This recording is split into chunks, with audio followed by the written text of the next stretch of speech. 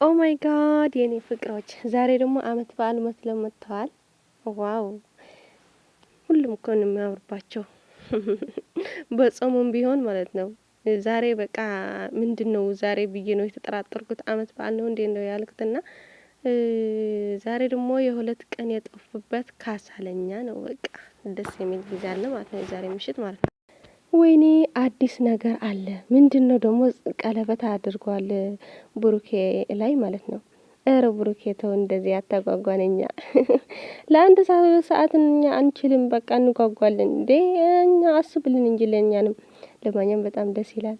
የኔ ውድ የኔ ፍቅር የኔ ማር ታውቃላችሁ ግን ሀይሚዬ እኮ ቀለበት ያደረገላት መልሳት ነበር ምናምን ለዛ ይሆን እንዴ?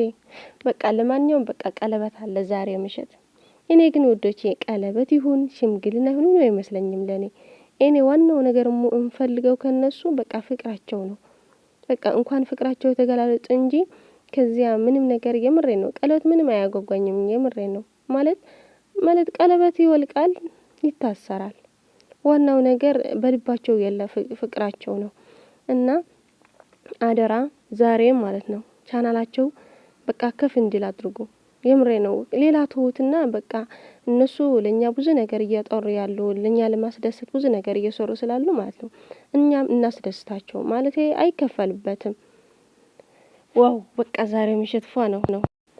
እውነት ለመናገር በዩቲዩብ በሙሉ ማለት ነው ሀይሚና ብሩክ ሁሉም ነገር የሚገባቸው ልጆች ናቸው።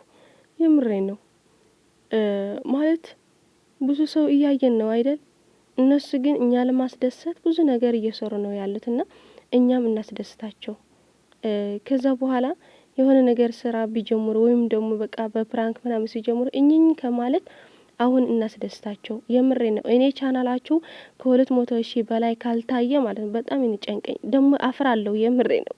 ለምን እንደሆነ አላውቅም በጣም ነው የማፍረው። በቃ ማለት ጨረቃ ፋሚሊ ብዙ ነን፣ ግን ደግሞ በቃ ብዙ እየታየ አይደለም። ከዛ ደግሞ ዋናው ነገሩ ላይክ አድርጉ። ላይክ ስትገቡ ላይክ ካላደረጋችሁ ምን ዋጋ አለው? ላይክ ስታደርጉ እናንተ በቃ ወደ ሌላ ሼር ያድርጓል ራሱ ዩቲዩብ ማለት ነው። በቃ ከ200,000 በላይ እየታየ ላይክ 10,000 15,000 ምንድነው?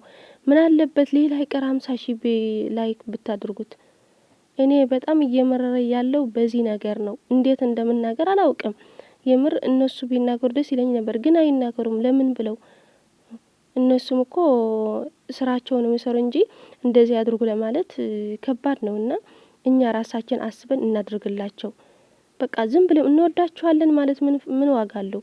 እንወዳቸው ከሆነ ስኬታቸው የምንፈልግ ከሆነ በቃ ላይክ፣ ሼር፣ ሳብስክራይብ እናድርግላቸው። በቃ ቅንነት ለራስ ነው። እኛ ለነሱ ስናድርግላቸው እግዚአብሔር ደግሞ ለኛ እኛ ባናስበውና ባናየው ያድርገናል።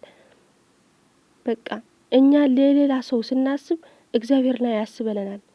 እና ከምቀኝነት ከክፉ ነገር ሁሉ ወጥተን በቃ ጥሩ ነገር እናድርግ። በቃ መልካምነት ለራስ ነው። የህሊና እረፍት የልብም እረፍት ነው። እና መልካም ጊዜ ሆነ የዛሬና በጣም ደስ ብሎኛል። እኔ አላየሁም ደምርማ 1 ሰዓት ምናምን ሆነብኝ። የምር ተኝቴ ነው።